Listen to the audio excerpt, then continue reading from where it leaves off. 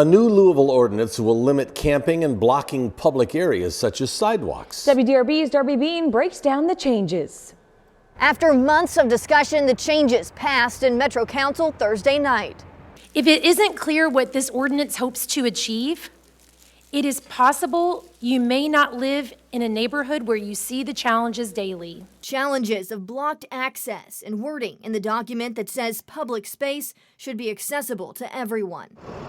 Sponsors say the changes in this ordinance that passed 16-8 expand the window from 48 to 72 hours that outreach workers have to respond to an area before it constitutes as an encampment.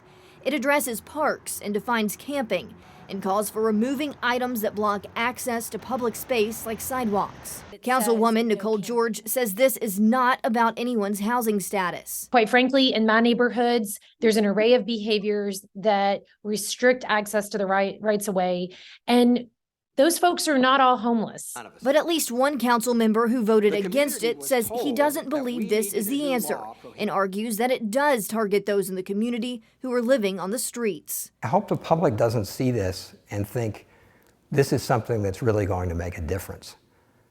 I don't think it will.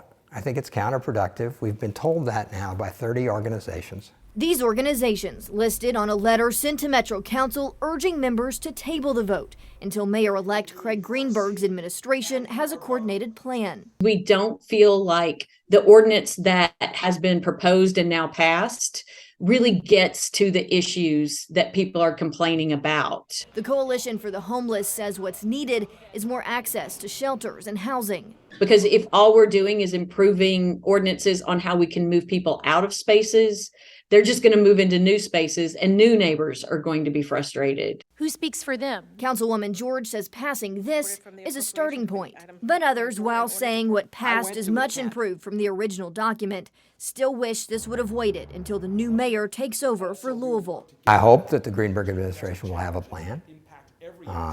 I think it would have been better not to change the ordinance until we knew what that plan was. But we'll have to see. Councilwoman George says she expects this ordinance to be signed and officially go into effect within the next few weeks. Reporting in Louisville with photojournalist Jeff Gordon, Darby Bean, WDRB News.